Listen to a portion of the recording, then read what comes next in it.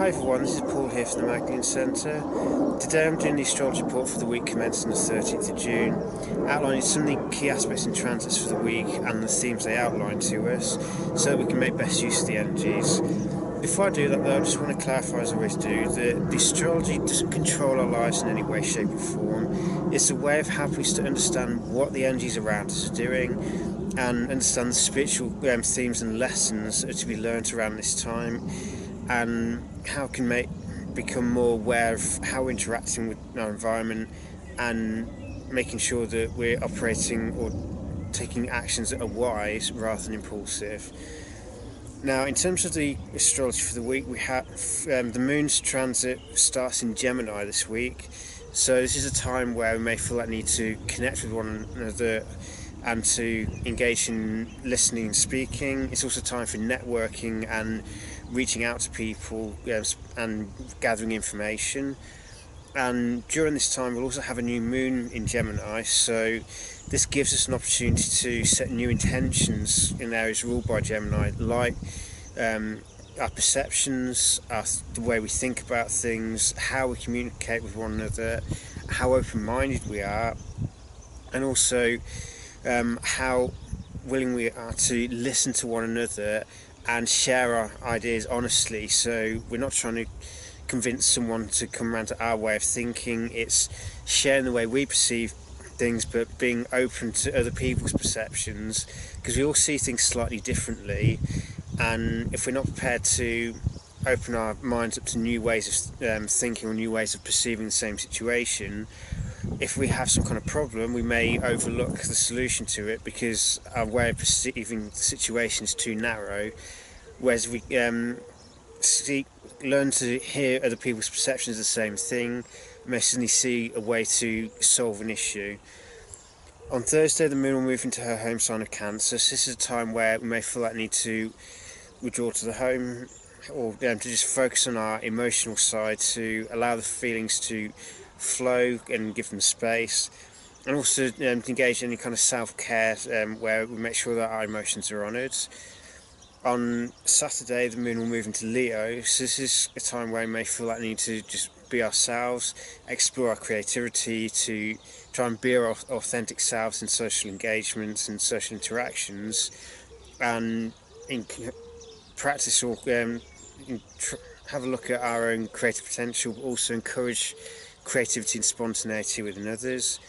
And then on Monday, the moon will go into Virgo, and this will be a time where we may feel that need to deal with the practicalities of life, the nuts and bolts, see what kind of order we need to establish in our environment, so where we need to tidy things up, and also look at our physical and mental well-being and strengthen them so that we're better able to fulfill all the different tasks we need to do in our day-to-day lives.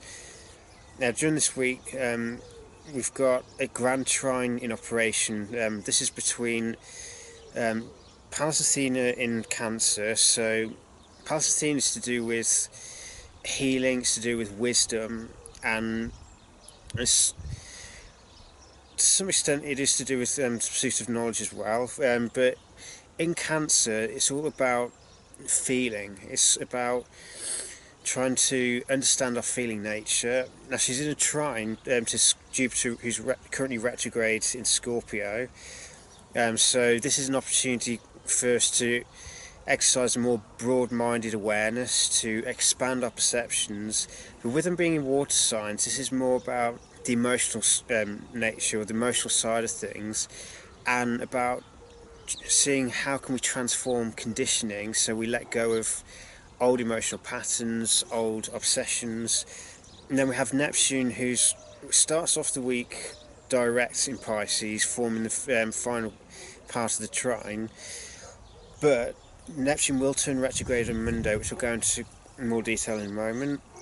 But this grand trine promotes a very smooth kind of flow of the more emotional kind of energy, and Neptune in his home sign of Pisces is all about that pure spirit. It's about learning to embrace unconditional love, learn to embrace compassion, psychic sensitivity and empathy for one another.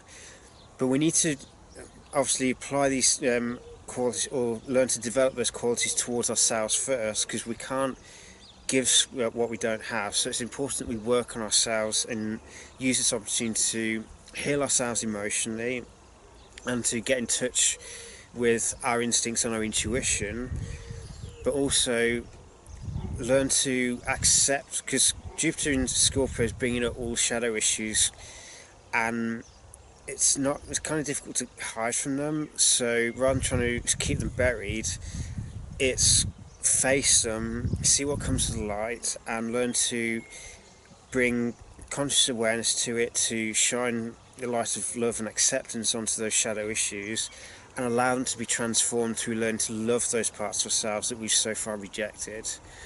But obviously, this doesn't happen automatically. We have to make that choice to face our own shadow and to heal it through loving and accepting it, rather than trying to resist it or deny it, where it will just be pushed into the subconscious, where it just gains more power and tends to lead to self-sabotaging behaviours instead.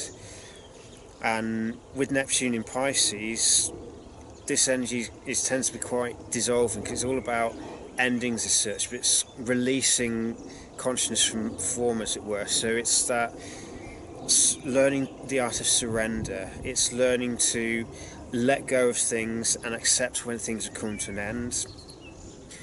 And with Neptune turning retrograde on Monday, and will remain retrograde until the 24th of November, we have a 5-month period where the walls of the ego and the veils of illusion are thinned as Neptune's energy is turned inwards.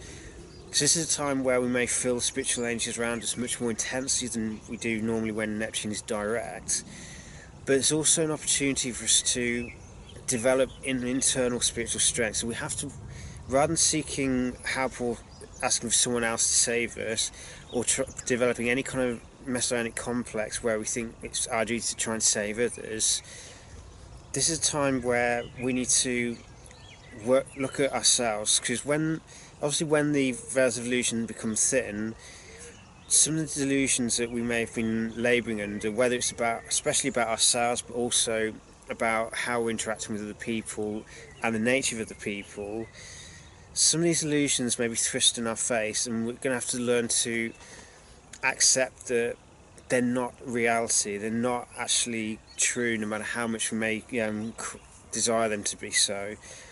So it is about, as with all the other retrogrades, this is about getting real, but the main thing here is about dealing with the crown chakra. So it's seeing, where do we have earthly attachments that prevent us from moving forwards?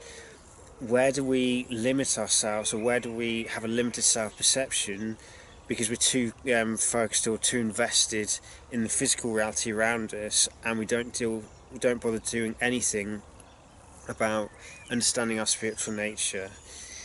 And this is also an opportunity for us to dissolve some of those illusions that we've held on to, the ones that hold us back. And as long as we don't engage in any kind of escapist behaviour, this is an opportunity for us to liberate ourselves, to allow that dissolving energy of Neptune to break down any illusions that keep us stuck where we are. However, at the same time, for us to be doing this, it's very important that we have some kind of spiritual practice. It doesn't necessarily mean that you have to be sitting for hours on end meditating or anything like that, but it's important that we have some kind of practice that we do on a daily basis. It doesn't have to be particularly long, it could just be a few minutes each day, but the main purpose of them is to check in with ourselves, to develop that internal strength, and to understand what is our stuff and what is stuff that we've absorbed almost like through osmosis from other people. So it's getting to know ourselves well enough that we become more discerning as to what is our issues and what are we subconsciously or psychically picking up from other people. And especially for people who have strong empathic tendencies, it's also about making sure that we know ourselves well enough that we can determine when the energy is actually ours and when it's actually someone else's that we'll take on board, so we don't end up taking it on board or taking it as though it's our own. So it's developing that internal spiritual strength whereby we're not overwhelmed by the energies around us. We have enough internal strength that we can avoid being pulled into some of the psychic undercurrents that happen around us. And it's also, if we do the work on ourselves and raise our vibration, because everyone's egos is slightly thinned or less effective as usual to external influence, if we work on ourselves and raise our vibration, the capacity for that vibration to offset some negativity around us is significantly enhanced, because the energy we give off has more influence over other people. How it's very important here that we make sure that we're not doing what we're doing in order to try and manipulate or deceive people into being more like us. It's important that we do not engage in any saviour complexes here. The most important thing is that we focus on ourselves, that we make sure that we're spiritually strong, and we have enough discernment to tell when we're inadvertently taking on other people's stuff that isn't ours to own, and where other people are trying to engage in illusions, and we need to be sufficiently discerning to avoid being pulled into that. So obviously there'll be another video specifically about Neptune retrograde, but it's an important heads up that with Neptune retrograde we may be much more psychically sensitive, so having that time to ourselves to strengthen our core sense of self, to develop that strength within ourselves, and to develop that internal spiritual strength rather than trying to get other people to save us from ourselves. So it's taking responsibility for the quality of our own vibration. It's taking the time to get a clear sense of who we are, so we're not pulled into the psychic undercurrents going around. And it's also important that we radiate unconditional love and compassion through working on ourselves, but we don't develop these to try and manipulate other people. It's allowing that energy to flow through us and elicit the changes that way. So it happens by virtue of the vibration we're giving off, rather than us trying to manipulate situations to happen a certain way or to dissolve in a certain manner. So it's a fair bit to take on board there, but the main things this week are, we have the new moon, so it's an opportunity for us to work on our perceptions and to work on the way we communicate with one another. So in some respects this could be about developing that tactfulness necessary in order to convey a point without the other person instinctively becoming defensive. And we also have a lot of water energy around this week, and with Neptune turning retrograde in his home sign of Pisces, this is also a time where spiritual practice becomes even more important than usual, because of the extent that we've become susceptible to the energies around us, and if we haven't developed that internal strength and resilience against psychic influence, we're more likely to be pulled into the currents around us rather than maintaining a solid sense of self. So I hope that's useful, guys, for the week. May the coming week bring you much growth, much transformation, and greater reserves of spiritual resilience. Take care and be blessed.